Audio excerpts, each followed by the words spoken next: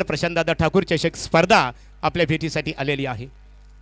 यानंतर मी हरिदादा पाटील यांच्या वाढदिवसाचं औचित्य साधून आमदार प्रशांतदादा ठाकूर चषक स्पर्धा आपल्या भेटीसाठी आलेली आहे। मी सन्मानी आमदार प्रशांतदादा ठाकूर साहेबांना विनंती करतो की आपलं मनोगत व्यक्त करावं आणि मनोगत व्यक्त करत असताना आपल्या हरिदादांना उत्तम आरोग्य आणि उदंड आयुष्याच्या शुभेच्छा द्यावा आणि सर्व खेळाडूंना आमदार चषकाच्या माध्यमातून आपण इथे मार्गदर्शन करावं। बोला भारत माता की वंदे। आज आपल्या सर्वांचे सहकारी हरेशदादा पाटील यांच्या 45व्या 44व्या वाढदिवसाच्या निमित्तानं आयोजित करण्यात आलेल्या या आमदार चषक स्पर्धेला आपल्यामध्ये उपस्थित असणाऱ्या मंचावरच्या आपल्या नवनिर्वाचित पंचायत समिती सदस्य आरती काठे, माझे सहकारी कुणाल काठे, आपल्या या मंडलाचे तालुक्याचे भारतीय जनता पार्टीचे अध्यक्ष दिनेश खानावकर, या ठिकाणी उपस्थित असणारे आपले सहकारी महेश पाटील, कृष्णा शेठ, इथं उपस्थित असणारे प्रकाश खैरे, उपस्थित असणारे मंचावरचे सर्व सहकारी, सर्व उपस्थित असणारे भारतीय जनता पार्टीचे सर्व पदाधिकारी, सर्व उपस्थित असणारे कार्यकर्ते पदाधिकारी, उपस्थित सर्वच भगिनी आणि सर्व उपस्थित बंधूंनो, या भव्य अशा आयोजनाच्या निमित्तानं मी या ठिकाणी पुन्हा एकदा हरेशदादा तुमचं आणि त्याचबरोबर या ठिकाणी आयोजित करणाऱ्या सगळ्या पदाधिकारी सहकाऱ्यांचं मी मनापासून स्वागत करतो। तोंडऱ्यामध्ये दरवर्षी या पद्धतीचं भव्य आयोजन करण्यात येतं आहे आणि या आयोजनाच्या माध्यमातून आपण सर्वच जण तरुण खेळाडूंना इथं त्यांचा खेळ आजमावताना पाहत असतो।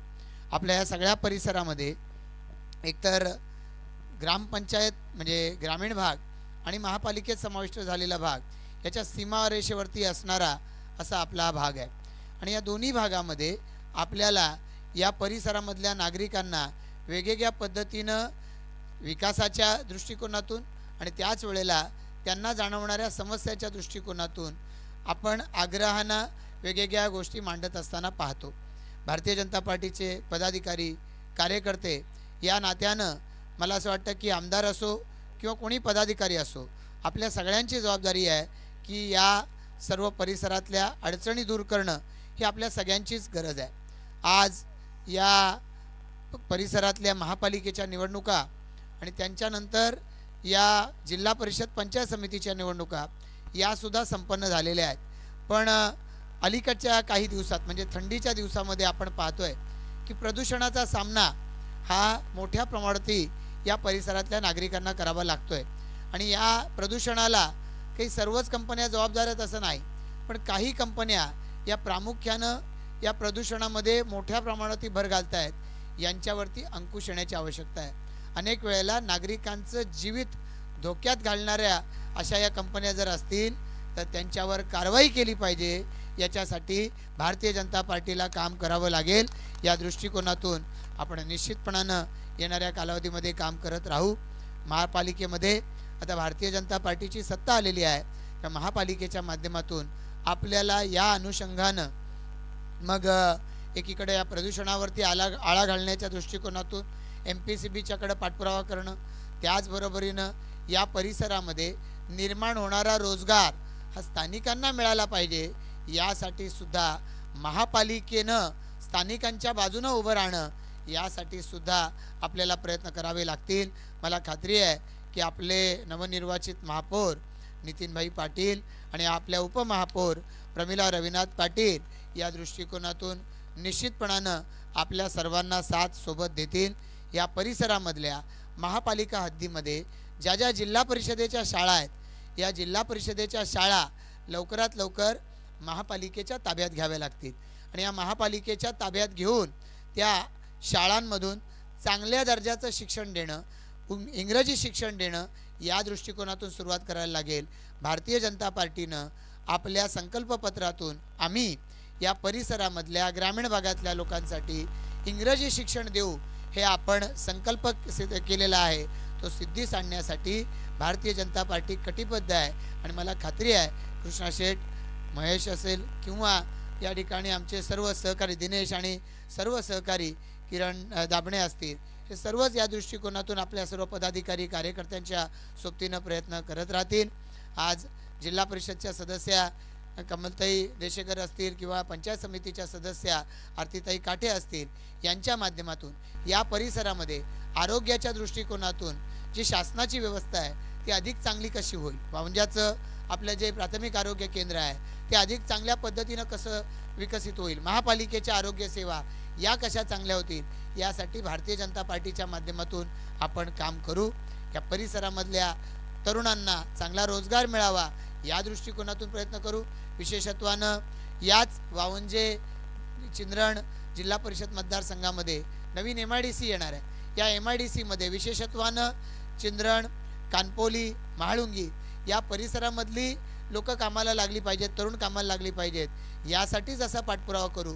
तसंच या गावांच्या व्यतिरिक्त जर लागले तर याच स्थानिक परिसरातले तरुण यांना रोजगार मिळाला पाहिजे, त्यांना आवश्यक ते प्रशिक्षण दिलं पाहिजे, यासाठी सुद्धा भारतीय जनता पार्टी कटिबद्ध आहे आणि हे काम सुद्धा आपण येणाऱ्या कालावधीमध्ये निश्चितपणानं करू. जी जबाबदारी पनवेल पंचायत समितीमध्ये भारतीय जनता पार्टीवरती या पनवेल तालुक्यातल्या नागरिकांनी टाकली, 8च्या 8 जिल्हा परिषदेच्या जागा आणि 16 पैकी 15 पंचायत समितीच्या जागा जर भारतीय जनता पार्टी महायुतीला जर निवडून दिलेल्या आहेत, तर तुमची आमची कार्यकर्ता म्हणून आपल्या सगळ्यांची जबाबदारी आहे की पुढच्या कालावधीमध्ये आधी चालू असलेला कारभार आणि आता इथून पुढे आपण करणारा कारभार यातला फरक सर्वसामान्य जनतेला स्पष्टपणानं दिसावा. त्यासाठी सर्व पदाधिकारी कार्यकर्ते, नाव जरी चषकाचं आमदार चषक असलं तरी आमदार काही एकटा काम करणार नाही, आमदाराच्या सोबतीनं सगळे पदाधिकारी कार्यकर्ते, महिला, युवा, ज्येष्ठ सगळे एक दिलानं आपण काम करू आणि येणाऱ्या कालावधीमध्ये आपण निश्चितपणानं या सर्वसामान्य जनतेला फरक आपण पाडून दाखवू.